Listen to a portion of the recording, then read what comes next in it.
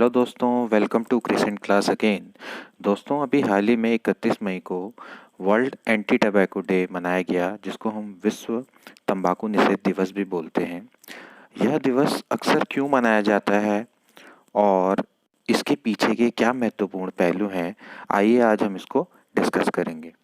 दोस्तों, अक्सर आपने किसी फ़िल्म की जब स्टार्टिंग होती है तो आपने देखा होगा, या फिर टेलीविज़न में कुछ इंटरवल में हमेशा एक संदेश आता है कि धूम्रपान स्वास्थ्य के लिए हानिकारक है। और ऐसे ही आपने कितने पोस्टर देखे होंगे, बैनर होते हैं या ऑडियो वीडियो, इनके माध्यम से भी अक्सर तंबाकू निषेध के संदेश दिखाई देते हैं।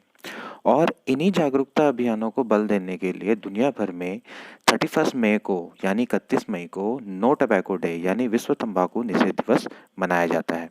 इस दिन लोगों को तंबाकू सेवन से होने वाले नुकसानों के बारे में भी जागरूक किया जाता है।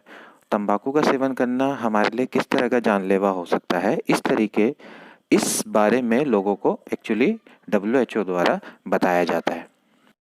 दोस्तों, तंबाकू निकोटिया टैबेकम नामक पौधे से प्राप्त किया जाता है, जो कि निकोटियाना प्रजाति का होता है। और इसी प्रजाति के पेड़ के पत्तों को जब सुखाया जाता है तो तंबाकू का निर्माण होता है। एक्चुअली तंबाकू एक मीठा जहर है, या हम इसको कह सकते हैं एक धीमा जहर है, जो धीरे धीरे आदमी की जान ले लेता है। मे भी शायद सरकार को भी नहीं पता है कि तंबाकू से राजस्व की कितनी प्राप्ति हो करनी है, बट लेकिन ये बात भी सही है कि तंबाकू से जितना हमें डिसीज़ होती हैं या जितनी भी आपके रोग होते हैं, उनके इलाज में जितना खर्च होता है, तो वो उसके प्राप्त होने वाले राजस्व से काफ़ी कम है। ओके। और सबसे ज़्यादा इम्पोर्टेंट ये है कि तंबाकू के सेवन से जीवनी शक्ति का भी ह्रास होता है। ओके। और तंबाकू के सेवन से व्यक्ति को पता चलता है कि तंबाकू का सेवन हानिकारक है, किंतु बाद में लाख छुड़ाने पर भी यह लत उसके छूट नहीं पाती है।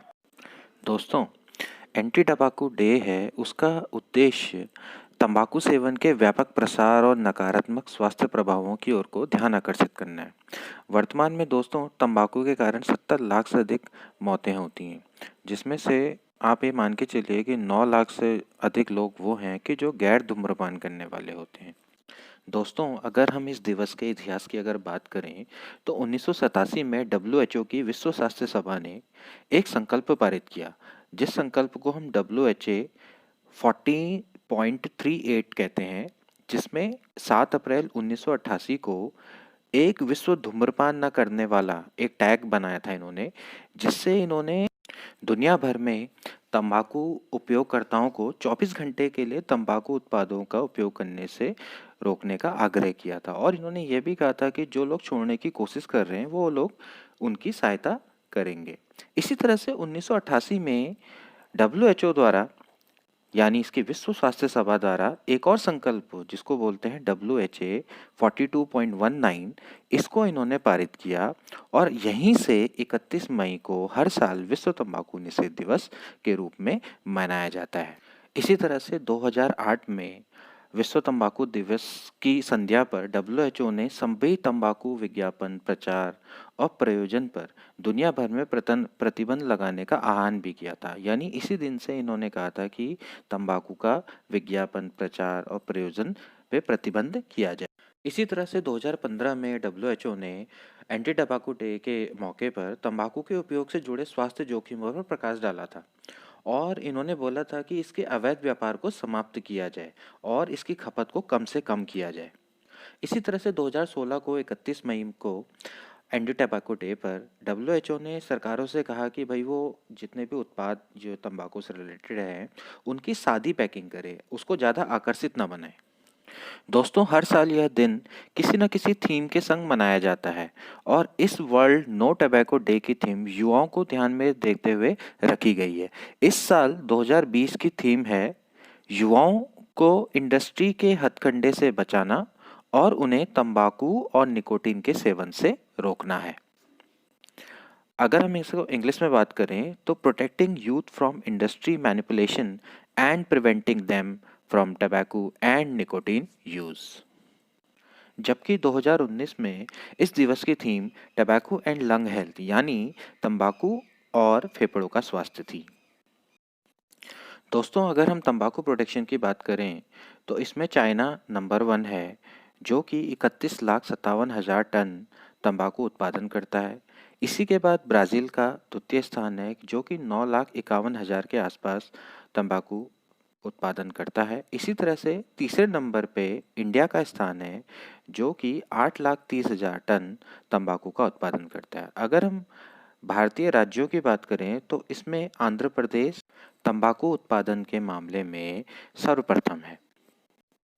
दोस्तों, तंबाकू का प्रयोग दो तरीके से किया जाता है। एक होता है धुआं रहित तंबाकू, एक होता है धुआं सहित तंबाकू।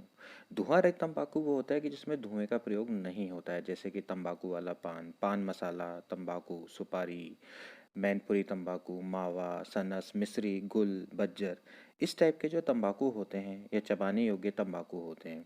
इसी तरीके से जो धूम्र सहित तंबाकू होते हैं वो होते हैं बीड़ी, हुक्का, सिगरेट, सिगार, इस तरह के तंबाकू का प्रयोग भारत में किया जाता है। दोस्तों, अगर तंबाकू से होने वाली बीमारियों की बात करें तो तंबाकू और इससे बने पदार्थों का सेवन करने के कारण फेफड़ों का कैंसर होता है, इरेक्टाइल डिस्फंक्शन होता है, लीवर कैंसर, मुंह का कैंसर, डायबिटीज़ का खतरा, हृदय रोग, कोलन कैंसर और महिलाओं में सबसे इम्पोर्टेंट ब्रेस्ट कैंसर जैसी कई प्रकार की गंभीर बीमारियां हो जाती हैं। इसके अलावा मुंह से बदबू आना और भी कई तरह की गंभीर बीमारियां इससे होती हैं। तो इन बीमारियों के बारे में सोचते हुए जो लोग तंबाकू या फिर उससे बनने वाले पान मसाले या सिगरेट का सेवन करते हैं तो उनको तंबाकू का सेवन करना छोड़ देना चाहिए। यह न केवल उनके स्वास्थ्य के लिए बल्कि उनके आसपास रहने वालों के लिए भी बेटर रहेगा। असल में दोस्तों, धूम्रपान करने में सबसे ज़्यादा कार्बन मोनोऑक्साइड गैस का उत्सर्जन होता है, जो कि हमारे फेफड़ों के लिए बहुत ज़्यादा हानिकारक रहती है। तो अगर आप जब तंबाकू छोड़ते हैं तो उसके 12 घंटे बाद ही खून में कार्बन मोनोऑक्साइड का लेवल घटना शुरू हो जाता है और 2 से 12 हफ्तों में खून के प्रवाह और फेफड़ों की क्षमता बढ़ जाती है। ओके, और इसे छोड़ने से मुंह, गले, फेफड़ों के कैंसर का खतरा भी कम हो जाता है।